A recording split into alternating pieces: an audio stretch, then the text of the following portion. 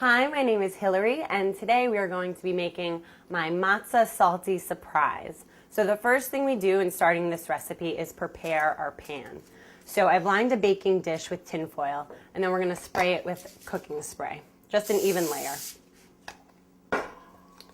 And after you spray the pan, you want one layer of matzah to line the bottom of the dish. So you can use the ridges that are already in the matzah to crack it and to fill in the little spaces. Matzah is basically a big cracker. It's unleavened bread that is typically eaten during the Passover holiday. So as you see, I have just one layer evenly covering the bottom of the pan. And then we'll move on and we'll start making the toffee that will be poured over the matzah. So I have 3 sticks of unsalted butter melted in the pan. And to that, I'm going to add some light brown sugar. The burner is on medium heat right now, and we'll keep it on medium heat until the butter and the sugar come together and start to boil. So now that the butter and the brown sugar are mixed together, are boiling, we're going to keep whisking and whisk constantly. This should go for about 4 minutes, and the end result, it should be lighter in color and almost foamy looking. But if you're not comfortable eyeballing it, just set a timer and 4 minutes should do just fine, constantly boiling. So this recipe was originally my friend's mother.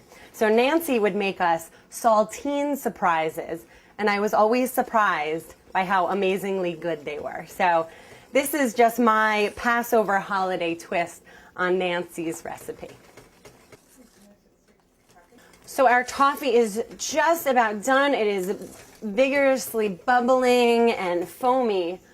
And we're going to take it off the heat and pour in our vanilla extract. Whisk that in, and it'll hiss at you a little bit. Don't worry.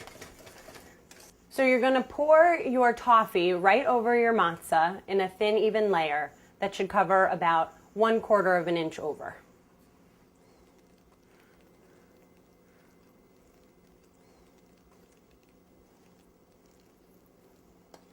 And then this will go in a 325-degree oven for 20 minutes.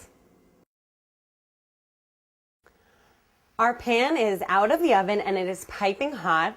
Our toffee is bubbling on top of the matzah.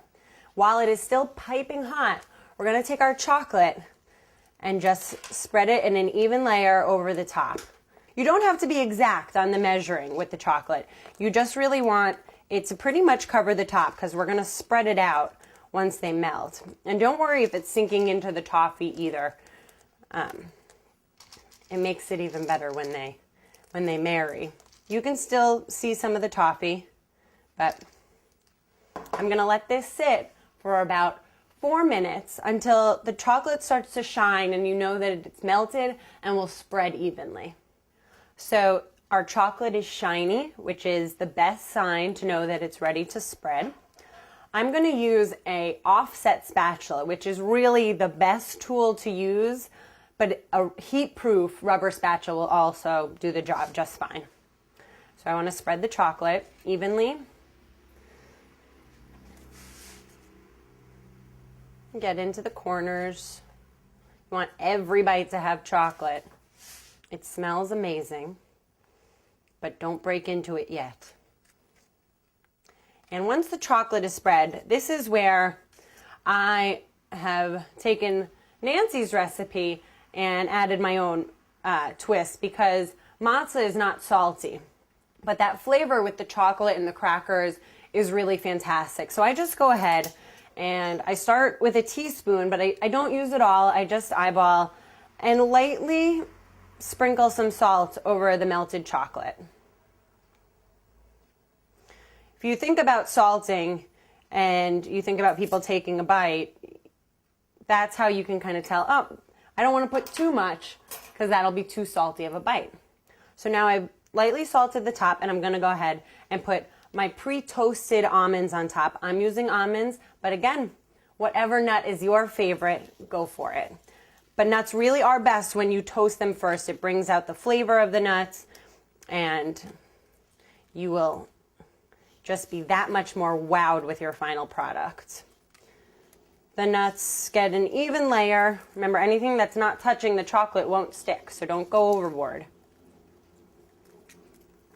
So I have a nice even layer of almonds, and then this will cool in the fridge. It takes about an hour for it to totally set up, so we're just gonna let it rest there. Here we have our final matzo toffee salty surprise, and what I did after it cooled in the refrigerator was invert the foil and then just break it like you would brittle. It's not exacting. You get these great kind of rustic pieces. You can store this in a Ziploc bag in the refrigerator or at room temperature for about a week. But wherever you put it, it's not going to last very long.